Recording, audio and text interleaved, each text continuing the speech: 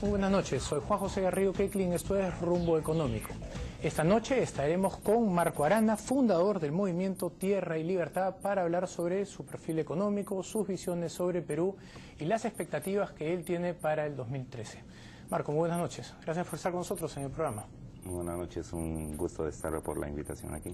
Bien, bueno, recientemente la revista América Economía ha nombrado a Luis Castilla, ministro de Economía, como el mejor ministro de Economía de la región. ¿Cuál es la opinión que tiene usted sobre el actual manejo económico del Perú? Yo creo que hay, sin duda se han saneado ciertas cuentas, sobre todo en el lado macroeconómico, y hay que saludar que hay en algunos casos lo que podríamos llamar una política de Estado para asegurar que la economía no se descalabre y generen los grandes problemas que hemos vivido en otras épocas. Y por tanto, esa continuidad de políticas bien puede ser reconocida y premiada, sobre todo por centros de interés económico o institucional, que son los que más se benefician, ¿no? Sin duda, si uno pregunta a los agricultores, a los pequeños y medianos agricultores o a los presidentes regionales del Perú, si le darían un premio al ministro de Economía, hay que recordar que serían probablemente los más descontentos o los primeros en descalificarlo, ¿no? Pero bueno, hay que reconocer que hay cosas que se hacen en un sentido y que esto, como política de Estado en un periodo largo tiempo, si eso ameritúa un reconocimiento, debatamos entonces de qué carácter es ese reconocimiento antes de ser mezquinos para decir ningún reconocimiento.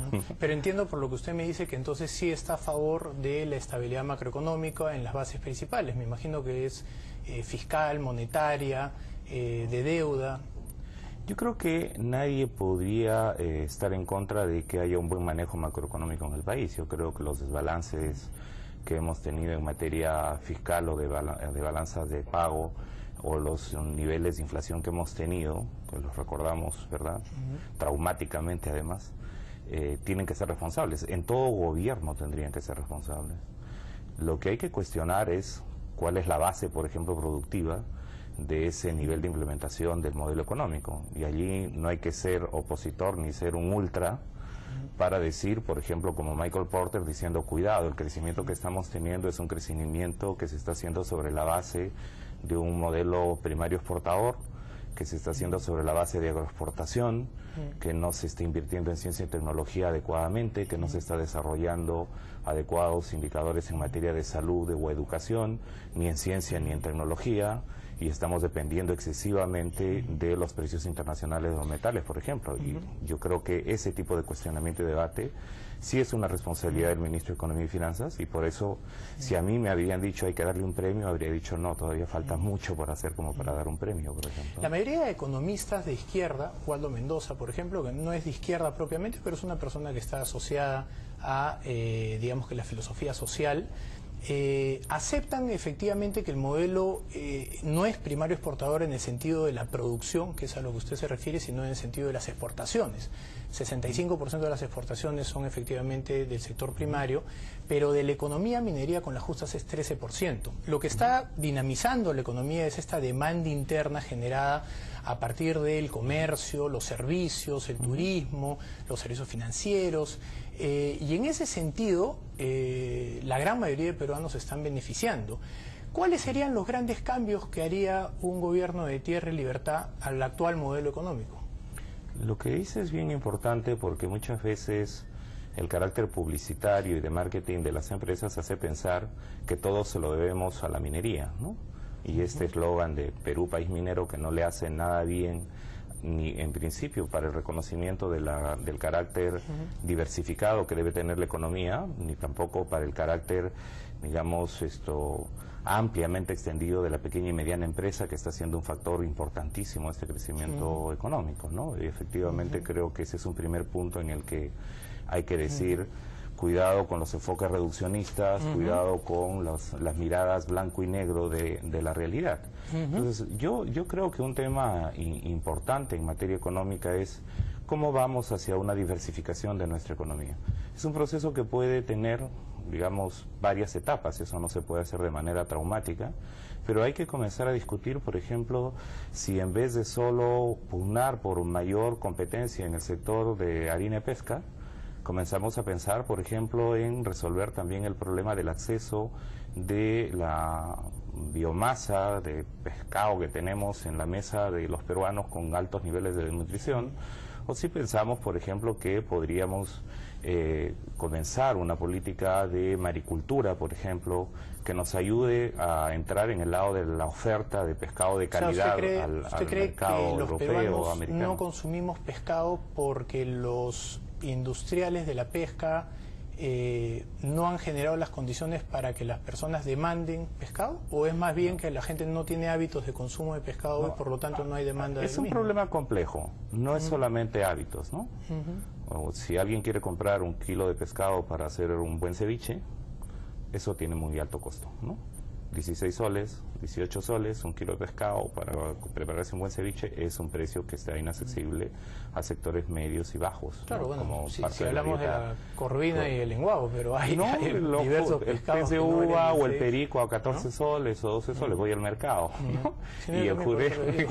y el jurel y la caballa incluso la hemos tenido que estar importando de Chile y de Argentina. Estuve con los pequeños pescadores en el puerto de Santa Rosa hace poco, y francamente uno dice, bueno, ¿qué está pasando con depredación de los recursos marinos? Y nos preocupa sobre el tema. Recordemos que hubo hasta todo un escándalo y una cierta crisis política en el sector cuando fue obligada la ministra Magluf a salir por poner el tema de cuotas, que tenía que ver, por un lado, con la sostenibilidad del recurso. O sea, yo creo que una política económica debería pensar en la sostenibilidad del recurso y no solamente en el tema de que cuando tenemos hay que explotarlo a más no poder. Ya hemos vivido esas épocas con el salitre, el caucho, el guano de la isla. Lo hemos vivido en cierto modo con la sobreexplotación de la pesca, con el tema de Perú, país pesquero de la época de Velasco, ¿no? Entonces, este es un tema, yo creo, que nos debe llevar a pensar en el tema de la sostenibilidad de los recursos y la diversificación. Entonces, muy interesante. Sobre eso quisiera hacerle una pregunta. El PBI peruano actual es más o menos 210.000 millones de dólares. Entonces, hay grandes grupos a favor de reducir la explotación de recursos, usted mismo lo acaba de decir, se refiere a minería, pesca, ¿no? Algunas industrias extractivas, lo cual evidentemente llevaría a una reducción del PBI considerable si estas industrias no funcionasen como funcionan.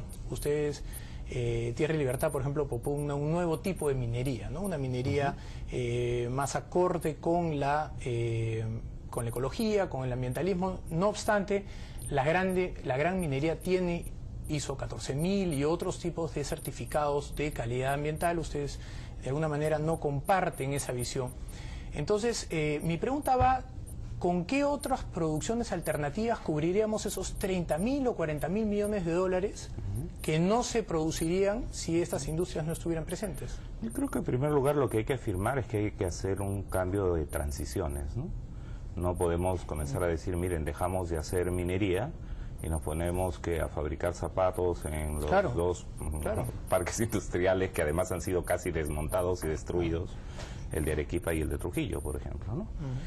Pero nosotros lo que planteamos en realidad es que haya un proceso de transición. Entonces, ¿cómo de la renta minera existente, en primer lugar, cómo mejoramos esa renta en favor del fisco, que es un tema que se puede mejorar? Todo el debate que no se dio, se frustró sobre el tema de las sobreganancias. ¿Usted cree que todavía ¿no? se le puede sacar más a la minería? Yo creo que podemos hacerlo. O sea, cuando uno lee los estudios de la CEPAL o lee las consultorías que tienen las propias empresas mineras, los márgenes de utilidad son simplemente fabulosos y astronómicos, y esos además son cíclicos, es decir, no van a durar toda la vida, pueden durar 1 año, 5 años, ¿no? Son procesos que suben y bajan, en muchos casos por temas especulativos o temas de demanda internacional. Entonces el tema, yo creo que hay que ir a ese proceso de transición. Yo hablaba entonces, con un empresario minero hace poco y le preguntaba por eso, le decía, cuando ustedes tenían precios de minerales que eran la cuarta, quinta parte hace tan solo 8 o 9 años, imagino que las rentas deben de ser hoy día fabulosas. Me explicaba que por un lado habían aumentado los costos, producto de la demanda de bienes, servicios y consumo, y por otro lado las leyes de los minerales hacían que la minería actual no tenga los rendimientos del metal específico, en grandes explotaciones, ¿no? Razón por la cual me decían, con los niveles actuales de tributación, que para la industria minera bordean el 55-60% de las rentas, ya el problema no es tanto interno como global. A nivel global, las empresas mineras globales, estamos hablando de esas que operan en Sudáfrica, en Australia, en Nueva Zelanda, cada vez ven menos al Perú como un mercado interesante.